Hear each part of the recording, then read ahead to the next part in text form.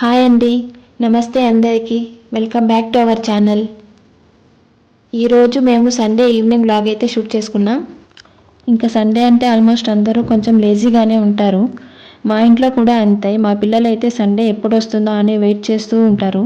లేట్గా లేచి ఇంకా బ్రేక్ఫాస్ట్ చేసే లోపు 11 అయిపోతుంది. మాకు కూడా వాళ్ళతో టైం స్పెండ్ చేయడానికి, అలాగే వాళ్ళతో కలిసి గేమ్స్ ఆడటానికి చాలా బాగుంటుంది. ఇంకా వీక్ డేస్లో అయితే వాళ్ళ హోంవర్క్స్ ఫినిష్ చేసుకోవడానికే టైం సరిపోతుంది. అంతేకాకుండా వాళ్ళ ప్రాజెక్ట్స్లు, అలానే టెస్ట్లు అని చాలానే ఉంటాయి. సండే మాత్రం ఫుల్గా ఆడుకుంటారు. ఇక మేమైతే ఈరోజు పిల్లలకి స్నాక్స్ కోసం డ్రై ఫ్రూట్ లడ్డు ప్రిపేర్ చేస్తున్నాం. మా పిల్లలకి వీలైనంత వరకు ఇంట్లో ప్రిపేర్ చేసే స్నాక్సే ఇస్తాం. ఎందుకంటే బయట చేసే ఫుడ్లో ఎలాంటి ఆయిల్స్ వాడతారో తెలియదు కాబట్టి. అంటే బయట ఫుడ్ అస్సలు తినమని కాదు, కానీ చాలా తక్కువగా ప్రిఫర్ చేస్తాం. ఈ డ్రై ఫ్రూట్ లడ్డు రోజు ఒకటి తింటే చాలా మంచిది.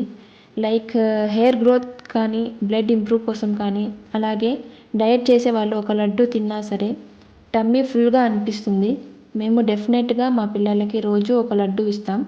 వాళ్ళు కూడా చాలా ఇష్టంగా తింటారు. దీన్ని చేసుకోవడం చాలా సింపుల్. మీకు డ్రై ఫ్రూట్ లడ్డు రెసిపీ కావాలంటే కమెంట్స్లో చెప్పండి. డెఫినెట్గా ఫుల్ వీడియో పోస్ట్ చేస్తాం. ఇక్కడ మేము లడ్డు ప్రిపేర్ చేసుకుంటుంటే మా పాప వచ్చి లడ్డు తీసుకెళ్ళి అందరికీ పంచుతూ వస్తుంది. తనకి ఏదైనా సరే అందరికీ షేర్ చేసుకొని తినడం అంటే చాలా ఇష్టం. ఒకసారి ఈ డ్రై ఫ్రూట్ లడ్డు ప్రిపేర్ చేసి పెట్టుకుంటే 10 to 15 డేస్ వరకు స్టోర్ చేసుకోవచ్చు.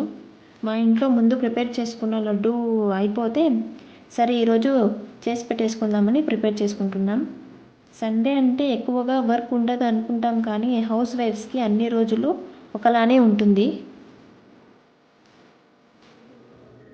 పిల్లలు ఏదైనా హెల్తీ ఫుడ్ ఇష్టంగా తింటే అమ్మలు కూడా అంతే ఇష్టంగా చేసి పెడతారు. మా పిల్లలు స్కూల్లో కంపల్సరీ స్నాక్ బ్రేక్ ఉంటుంది. సో హెల్తీ ఫుడే పంపాలి, జంక్ ఫుడ్ అస్సలు అలౌ చేయరు.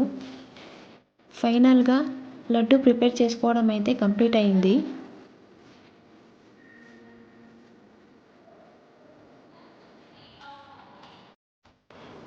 నెక్స్ట్ మేము ఈరోజు ఇంట్లో కొన్ని గ్రోసరీ ఐటమ్స్ అయితే తెచ్చుకున్నాం. తక్కువగా ఉన్న బాటిల్స్లో ఫిల్ చేసి పెట్టేసుకుంటున్నాం. ఆవాలు ఫిల్ చేసుకునేటప్పుడు అందులో కంపల్సరీ మినపప్పు వేసుకోవాలి అంటారు. ఈ విషయం మీలో ఎంతమందికి తెలుసు నాకు కమెంట్ సెక్షన్లో చెప్పండి. మీరు మా లాస్ట్ వీడియోస్ గమనించినట్లయితే మేము ప్రతిసారి ఒక క్వశ్చన్ అండ్ ఆన్సర్లో అడుగుతుంటాం. సో ఈరోజు వచ్చేసి మేము ఆవాల్ని సాసులు అని పిలుస్తాం. మీరు ఇంకే పేర్లతో పిలుస్తారో కమెంట్స్లో చెప్పండి.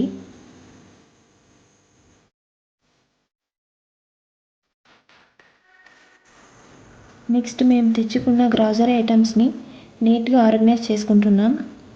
ఇలా పెట్టుకుంటే మనకు ఏది కావాలో అది ఈజీగా తీసి పెట్టుకోవడానికి కానీ, చూడటానికి కానీ చాలా బాగుంటుంది. మీరు కూడా ఇలా నీట్గా ఆర్గనైజ్ చేసి పెట్టుకోండి. అప్పుడే మనకి ఏది కావాలన్నా ఈజీగా చేతికి అందుబాటులో దొరుకుతుంది. ఇంకా గ్రాసరీస్ మొత్తం సెట్ చేసుకున్న తర్వాత డిన్నర్ అయితే ప్రిపేర్ చేసేసుకుందామని కిచెన్లోకి అయితే వచ్చేసాం. ఈరోజు మా డిన్నర్లోకి ఎగ్ మసాలా కర్రీ ప్రిపేర్ చేసుకుంటున్నాం. దాంతోపాటు రసం, అలాగే రైస్ వండుకున్నాం.